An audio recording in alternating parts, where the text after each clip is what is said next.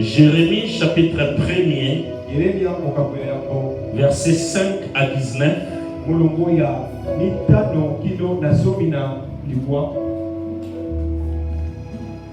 Je reprends Jean chapitre 1 verset 12. Jérémie chapitre 1er verset 5 verset 19. Donc nous lirons le verset 5 et le verset 19. 1 Corinthiens chapitre 10 verset 13. Et nous allons exploiter Genèse chapitre 1er verset 26 à 27.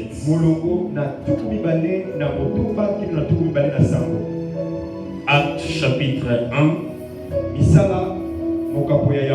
10 à 11. On est ensemble? Ou bien je dois reprendre? Ça va? Ok. Et puis nous allons clôturer par Matthieu chapitre 6 verset 10. Mais je vais lire seulement les premiers passages et les restes, nous allons les exploiter pendant les développements. Alors nous allons faire la lecture en français puis en lingala. Dans Jean chapitre 1 verset 12, je lis au nom du Seigneur. Mais à tous ceux qui l'ont reçu, à ceux qui croient en son nom, elle a donné le pouvoir de devenir enfants de Dieu, lesquels sont nés non du sang, ni de la volonté de la chair, ni de la volonté de l'homme, mais de Dieu.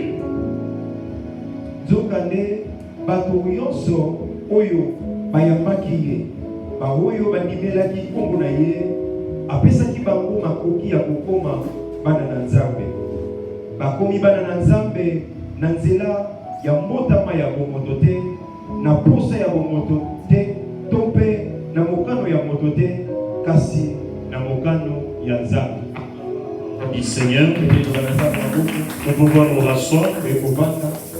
C'était un grand enseignement que nous avons commencé depuis mercredi. Et nous allons clôturer ce matin. C'est une grande révélation concernant l'existence de l'homme. L'existence de l'homme.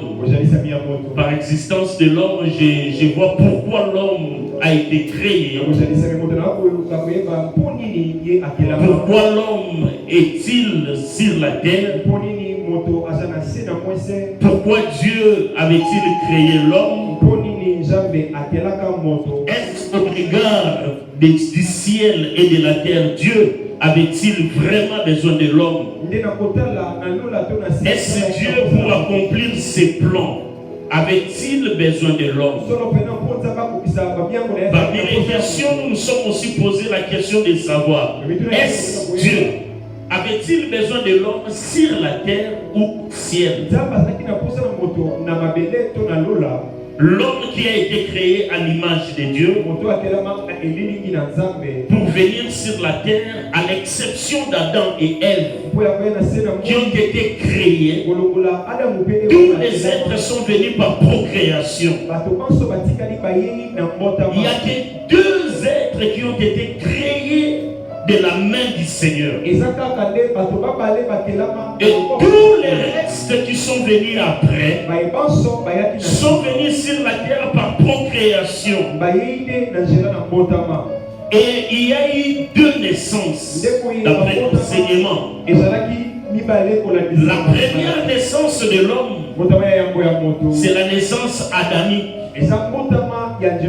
né par les moyens d'Adam et Ève, c'est-à-dire par la maternité. Tout homme qui existe après Adam et Ève est né d'un homme et d'une femme.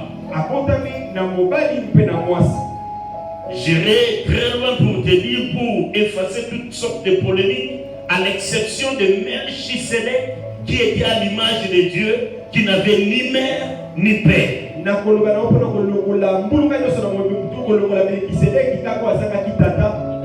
Mais toute créature, tout homme, toute femme est née d'une femme et d'un homme. C'est ce que nous appelons la naissance adamique. Ça met déjà tous les humains en exéco, en équilibre. Là déjà, je dirais que personne ne te fasse peur. Personne n'est supérieur à toi sur la terre. Qui n'est né d'une femme ou d'un homme, il est né comme toi. Tout ce qu'il fait, tout ce qu'il vit, son origine a été pareil à toi. Nous sommes tous identiques sur la terre. Quelles que soient les rangs sociaux, quelles que soient les conditions de la vie, mais toute existence part des mêmes principes, je dirais. Il a fallu qu'un homme connaisse une femme pour que toi ou lui ou moi existions. Ça, c'est la première naissance. C'est ce que nous appelons la naissance adamique. Mais pendant ces enseignements,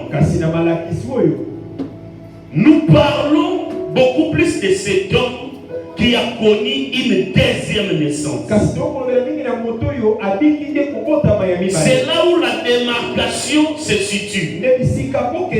Nous sommes tous pareils à la première naissance.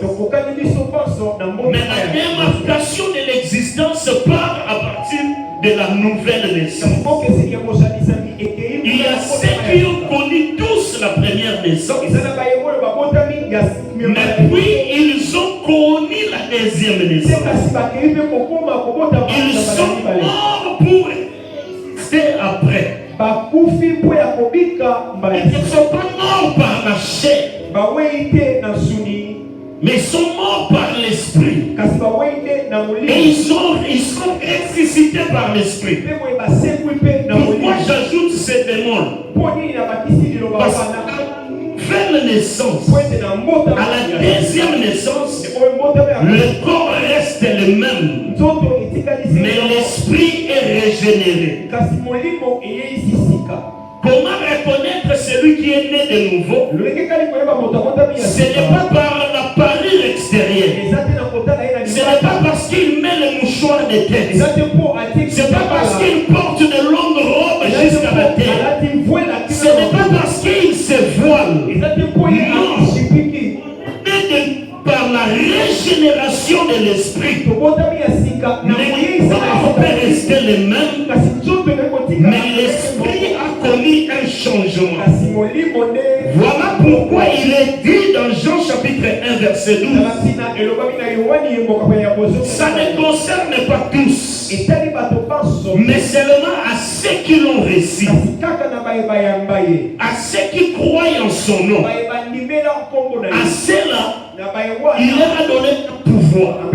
Le pouvoir de devenir. Tu ne peux devenir sans ce pouvoir.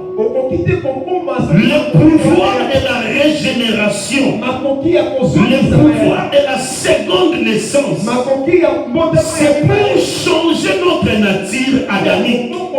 C'est pour que nous devenions. Nous devenons ce que nous n'étions pas. La nouvelle naissance,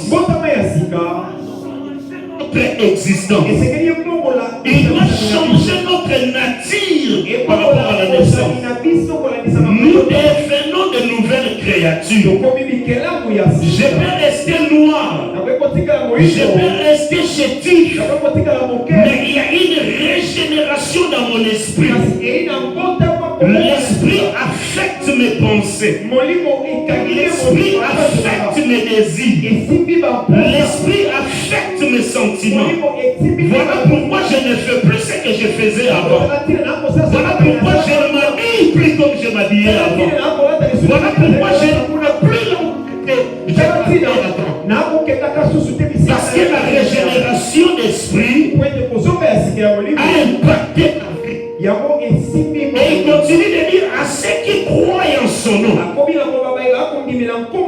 Celles-là sont devenues de nouvelles créatures. Le passage dit qu'on ne devient pas par les sons, c'est-à-dire par l'héritage. On ne connaît pas la nouvelle naissance parce qu'on est né d'une famille chrétienne. Parce que mon père est pasteur, moi je suis né de nouveau. Non, c'est une expérience personnelle qui va au-delà du son. Jésus dit, où la Bible dit, ce n'est pas par rapport au son, c'est pas par rapport à la chair. Ça ne dépend même pas de la volonté humaine, mais ça dépend que de Dieu. Cette imitation, ces changements s'opèrent sans témoin, s'opèrent sans l'intervention de l'homme. Pourquoi? Ça s'opère dans l'intrinsèque de l'homme. Si tu as cherché la nouvelle naissance pour que l'humain voit, pour impressionner la chair, ou par les sons, je viens à l'église parce que tous les membres de ma famille viennent à l'église. Là, tu n'as pas connu la nouvelle naissance. Alléluia. Mais ça vient de Dieu qui agit en toi. On ne peut pas vaincre le monde avec la première naissance. Pourquoi?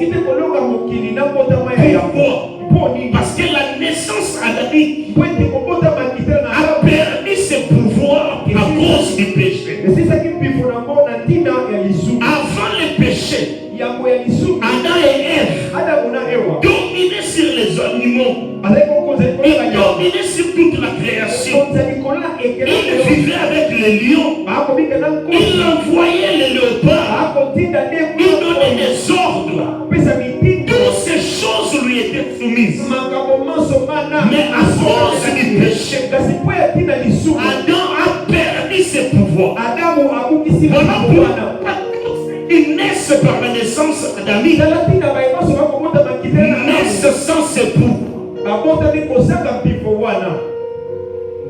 Avec la naissance adamique, tu ne peux pas triompher. Parce que le péché te dépouille déjà de ses pouvoirs.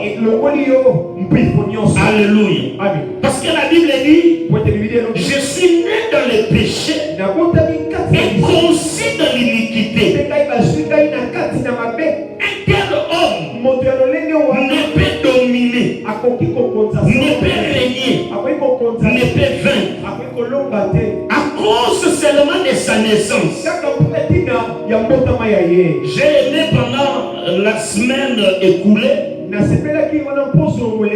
quand Papa Moïse prêchait, il a dit quelque chose que j'ai aimé.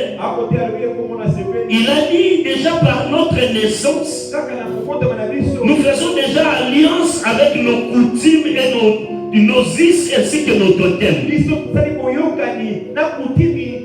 Le nom que tu portes là déjà te désoriente du plan de Dieu. Déjà seulement par ta naissance. Quand on te donne un nom, ça t'enlève déjà dans le plan que Dieu avait pour toi. C'est très fort. Parce que tu es né et conçu dans l'iniquité. C'est dans le sang qui a vécu dans la coutume.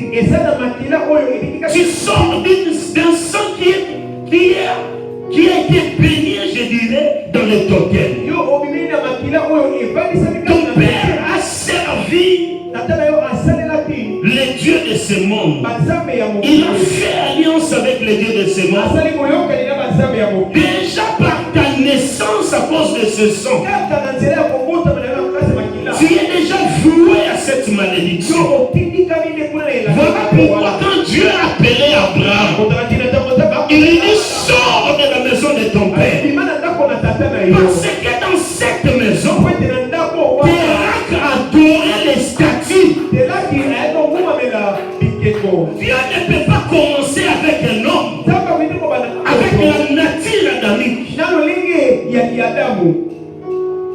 Cette nature te réclamera. le lenge wana ekosengaka yo pe kobendo Tu es né dans les péchés, okotami na lisu conçu dans l'iniquité. basilo na kati na mabe Pire encore, mabe il y a koleka des enfants qui sont nés avec des grossesses qu'on est allé chercher chez les féticheurs. eza na bano bakotami sieni bake koluka Des grossesses qui sont venues par des rites coutumiers. basuli yango na lolenge ya bisalasala Une femme qui n'accouche pas, mwasi wako on lui garde dans la forêt nue pendant autant de temps. bakomi na Et on fait des cérémonies ancestrales. asali Elle bisalasala porte famille. amemi mpe Elle accouche. akoti Que direz-vous de cet enfant? okolobelaka nini na mwana ya lolenge Avec cette fille, na lolenge ya kozalela tous tes efforts seront voués à l'échec. makasi mayo maso Tu ne triompheras pas. okolobaka Tout sera mécanique. maso ya yo kozala Ce que les gens obtiennent dans la facilité, oyo bato bakozala toi tu dois rejeter sur les aiguillons. esengeli otutisama makasi À poso cause de cette po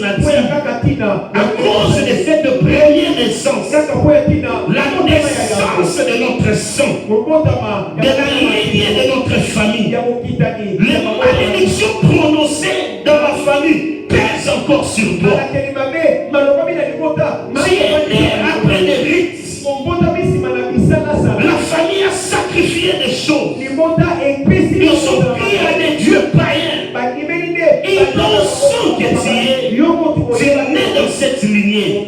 Tu es lié à ça.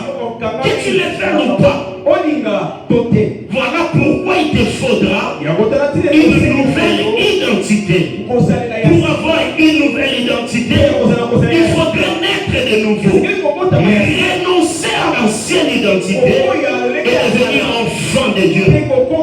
Et Christ dit, lesquels sont nés non du sang, mais de la volonté de Dieu. Alléluia. Né pour vaincre. On ne peut vaincre qu'avec la deuxième naissance. La naissance en Jésus-Christ. Pourquoi? Parce que là, celui qui te met au monde n'a jamais goûté au péché. Et il n'a jamais commis le péché. Et dans une telle dimension, aucune malédiction ne peut se faire prévaloir sur toi. Christ n'a pas goûté au péché. Il n'a pas connu le péché. Voilà pourquoi il a la supériorité sur tout combat du diable. Ce sera la nouvelle naissance. Naître d'un père qui ne s'est jamais compromis, qui n'a aucune alliance avec le diable. Quand tu as cette identité, tu peux vivre dans cette famille où les gens sont maudits, mais toi tu sortiras tête haute. Et à chaque fois que la malédiction se présentera,